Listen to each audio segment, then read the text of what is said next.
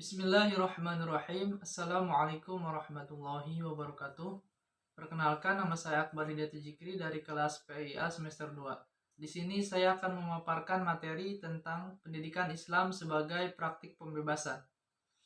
Pendidikan pembebasan yang dikemukakan oleh Freire telah diterapkan oleh Nabi Muhammad SAW dalam strategi gerakan dakwah Islam menuju transformasi sosial.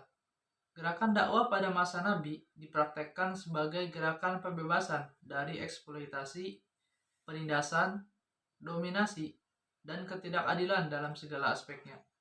Ali Engineer menuliskan bahwa Nabi Muhammad SAW dalam kerangka dakwah Islam untuk pembebasan umat tidak langsung menawarkan Islam sebagai ideologi yang normatif, melainkan sebagai pengakuan terhadap perlunya memperjuangkan secara serius problem bipolaritas spiritual material kehidupan manusia. Dengan penyusunan kembali tatanan yang telah ada menjadi tatanan yang eksploitatif, adil, dan egaliter.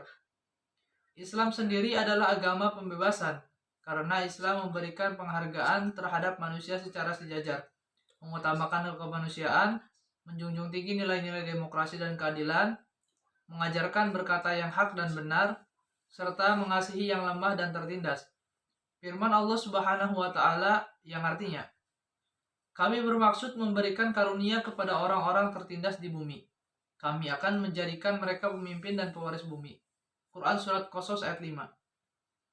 Hal ini semakin menegaskan bahwa asal-usul diturunkannya Islam dan juga Rasul-Rasul adalah untuk membebaskan manusia dari belenggu ketertindasan dan ketidaksadaran.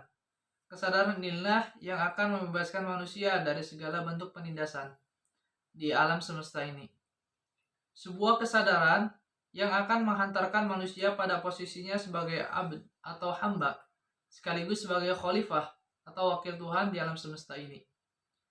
Pendidikan Islam sebagai praktik pembebasan mendasarkan pada instrumen akal budi manusia sebagai paradigma pembebasan, di mana pendidikan Islam diartikan sebagai proses penyadaran diri atau konsientasi realitas objektif dan aktual, serta mengakui eksistensi manusia sebagai individu yang bebas dan memiliki jati diri. Dengan instrumen akal budi, pendidikan dalam Islam dimaknai sebagai proses rasionalisasi dan intelektualisasi. Ada 3 hal yang ingin dibebaskan dalam pendidikan Islam, yakni yang pertama yaitu bebas dari pola pikir dikotomis keilmuan atau bahkan polarisasi antar ilmu umum dan ilmu agama. Sejarah menunjukkan bahwa pola dikotomis keilmuan dalam Islam ini muncul sejak abad ke-12, yang mana hal ini diusung oleh Imam Al-Ghazali sebagai akibatnya, yaitu umat Islam lebih suka mendalami ilmu-ilmu keagamaan dengan supremasi fikih dibanding ilmu-ilmu lainnya. Yang kedua yaitu bebas dari pemasungan kesadaran internal maupun eksternal yang menyebabkan melemahnya kondisi peserta didik. Hal ini disebabkan adanya budaya kekerasan terhadap peserta didik yang mana lebih mementingkan punishment atau hukuman daripada reward atau hadiah. Yang ketiga, bebas dari praktik-praktik pendidikan yang membelenggu kreativitas dan kebebasan berpikir peserta didik.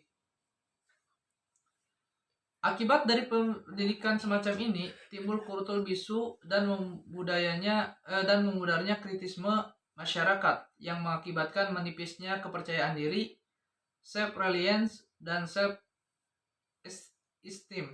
Akibat lainnya adalah adanya kecenderungan pasif dalam dimensi politik dan budaya. Oleh karena itu, pendidikan Islam sebagai praktik pembebasan manusia dalam proses pendidikan harus dipahami dalam 2 dimensi, yaitu yang pertama, pendidikan harus dipahami dalam posisinya secara metodologis, di mana pelaksanaan pendidikan harus dilaksanakan secara demokratis, terbuka, dan dialogis serta tidak bebas dari moral. Yang kedua, pendidikan Islam sebagai proses pewarisan nilai-nilai keislaman atau transfer of Islamic values. Nilai-nilai keislaman yang dimaksud di sini adalah tauhid, yang mana tidak ada penghambaan selain kepada Allah Subhanahu wa taala, yang berarti bebas dari belenggu kebendaan dan kerohanian. Dengan kata lain, seseorang yang telah mengikrarkan diri dengan 2 kalimat syahadat berarti melepaskan dirinya dari belenggu dan subordinasi apapun. Tujuan akhir dari pendidikan Islam adalah mengarahkan peserta didik menjadi manusia yang bertakwa kepada Allah.